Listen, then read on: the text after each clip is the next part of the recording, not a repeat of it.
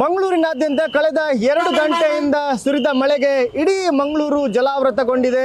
ನಾನೀಗ ಮಂಗಳೂರು ಹೊರವಲಯದ ಪಂಪೇಲ್ನಲ್ಲಿದೆ. ನೀವು ನೋಡ್ಬೋದು ಈ ಪಂಪೇಲ್ ವೃತ್ತ ಇಡೀ ವೃತ್ತ ಜಲಾವೃತಗೊಂಡಿರುವಂಥದ್ದು.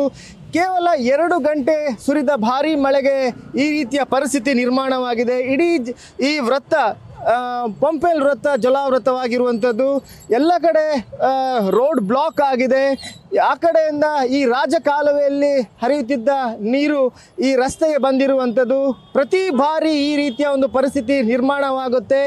ರಾಜಕಾಲುವೆ ಕಿರಿದಾಗಿರೋ ಹಿನ್ನೆಲೆಯಲ್ಲಿ ನೀರು ಹರಿದು ಹೋಗಲಿಕ್ಕೆ ಜಾಗ ಇಲ್ಲ. ಈ ಹಿನ್ನೆಲೆಯಲ್ಲಿ ಇಡೀ ನೀರು ರಸ್ತೆಯ ಮೇಲೆ ಬರುತ್ತೆ. ರಸ್ತೆ ಮೇಲೆ ಬಂದಂತಹ ನೀರಿನ ಪ್ರಮಾಣ ಎಷ್ಟಿದೆ ಅಂತ ನೀವು ನೋಡ್ಬೋದು. ಈ ಭಾಗದಲ್ಲಿ ಈಗಾಗಲೇ ಎಲ್ಲ ರಸ್ತೆಗಳು ಬ್ಲಾಕ್ ಆಗಿರುವಂಥದ್ದು. ಇಲ್ಲಿರುವಂತಹ ಪ್ರತಿಯೊಂದು ರಸ್ತೆಗಳು ಬ್ಲಾಕ್ ಆಗಿದೆ, ನೀರು ಹರಿತಾ ಇದೆ. ಹಾಗೆಯೇ ಒಂದು ಮೇಘ ಸ್ಫೋಟ ಆಗಿದೆ ಅಂತಲೇ ಹೇಳ್ಬೋದು. 2 ಗಂಟೆಯಿಂದ ಭಾರೀ ಮಳೆ ಸುರಿದಿದೆ.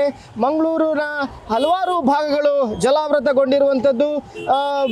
ಪಂಪೇಲ್ ಆಗಿರ್ಬೋದು, ಹಾಗೆಯೇ ಕೊಡಿಯಲ್ಬೇಲ್ ಆಗಿರ್ಬೋದು, ನಂತೂರು ಆಗಿರ್ಬೋದು, ಹಾಗೆಯೇ ಈ ಭಾಗದಲ್ಲಿರುವಂತಹ ಬಳ್ಳಾಲಬಾಗ್ ವೃತ್ತ ಕೂಡ ಜಲಾವೃತವಾಗಿರುವಂಥದ್ದು. ಭಾರೀ ಪ್ರಮಾಣದಲ್ಲಿ ನೀರು ಹರಿದು ಬರ್ತಾ ಇರುವಂಥದ್ದು.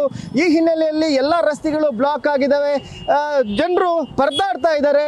ಅಲ್ಲಿ ನೀವು ನೋಡ್ಬೋದು, ಒಂದು ಕಡೆಯಿಂದ ಜನರು ನಡೆದುಕೊಂಡು ಹೋಗಲಿಕ್ಕೆ ಅಲ್ಲಿ ಜನರು ಸಹಾಯ ಮಾಡ್ತಾ ಇರುವಂಥದ್ದು. ಕೈ ಹಿಡಿದು ರಸ್ತೆಯನ್ನು ದಾಟಿಸ್ತಾ ಇರುವಂತಹ ಪರಿಸ್ಥಿತಿ ಇದೆ. ಇಲ್ಲಿ ನೋಡ್ಬೋದು ನೀವು ಯಾವ ರೀತಿಯಲ್ಲಿ ಜನರು ಆ ಕಡೆ ರಸ್ತೆ ದಾಟಬೇಕಾದ್ರೆ ಜನರು ಅವರ ಕೈಯನ್ನು ಹಿಡಿದು ಬೇರೆ ಕಡೆ ರಸ್ತೆ ದಾಟಿಸುವಂತಹ ಪ್ರಯತ್ನ ಮಾಡ್ತಾ ಇದ್ದಾರೆ. ಈ ಹಿನ್ನೆಲೆಯಲ್ಲಿ ಈ ಭಾಗದಲ್ಲಿರುವಂತಹ ಎಲ್ಲ ರಸ್ತೆಗಳು ಜಲಾವೃತಗೊಂಡಿರುವಂಥದ್ದು.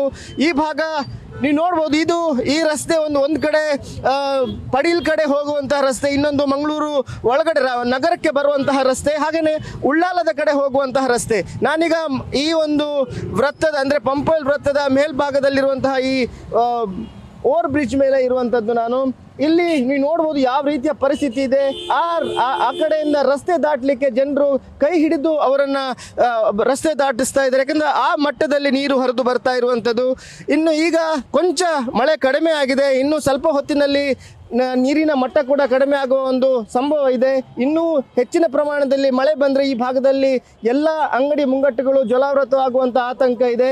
ಜಿಲ್ಲಾಡಳಿತ ಕೂಡ ಸರ್ವಸನ್ನದ್ಧವಾಗಿದೆ. ಆದರೆ 2 ಗಂಟೆ ಸುರಿದ ಮಳೆಗೆ ಈ ರೀತಿಯ ಪರಿಸ್ಥಿತಿ ಉಂಟಾಗಿರುವಂಥದ್ದು. ಆದರೆ ಹೆಚ್ಚಿನ ಭಾಗಗಳಲ್ಲಿ ಈಗಾಗಲೇ NDRF ಹಾಗೆಯೇ SRF ಟೀಮ್ಗಳು ಬಂದಿರುವಂಥದ್ದು. ರಸ್ತೆ ಬ್ಲಾಕ್ ಆಗಿರುವಂಥದ್ದು. ರಸ್ತೆಯಲ್ಲಿ ಈಗಾಗಲೇ ಬರುವಂತಹ ಆ್ಯಂಬುಲೆನ್ಸ್ಗಳಿಗೂ ಈಗ ರಸ್ತೆ ನೀಡುವಂತಹ ಪರಿಸ್ಥಿತಿ ಇದೆ. ಯಾಕಂತ ಹೇಳಿದ್ರೆ ಆ ಮಟ್ಟದಲ್ಲಿ ರಸ್ತೆ ಬ್ಲಾಕ್ ಆಗಿರುವಂಥದ್ದು.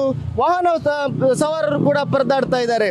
ಇನ್ನು 2 ದಿನಗಳ ಕಾಲ ಮತ್ತೆ ರೆಡ್ ಅಲರ್ಟ್ ಘೋಷಣೆ ಮಾಡಲಾಗಿದೆ. ಈ ಹಿನ್ನೆಲೆಯಲ್ಲಿ ಜಿಲ್ಲಾಡಳಿತ ಎಲ್ಲ ಅಧಿಕಾರಿಗಳು ಕೇಂದ್ರ ಸ್ಥಾನದಲ್ಲಿದ್ದು ಪರಿಸ್ಥಿತಿಯನ್ನು ನಿಭಾಯಿಸಬೇಕು ಅನ್ನೋ ಒಂದು ಸೂಚನೆಯನ್ನು ಕೂಡ ಕೊಟ್ಟಿರುವಂಥದ್ದು. ಕ್ಯಾಮ್ರಾಮನ್ ಪ್ರಶಾಂತ್ ಅವರೊಂದಿಗೆ ಕಿರಣ್ ನ್ಯೂಸ್ ಸಿರ್ಸಿಕಾ, ನ್ಯೂಸ್ ಫಸ್ಟ್, ಮಂಗಳೂರು.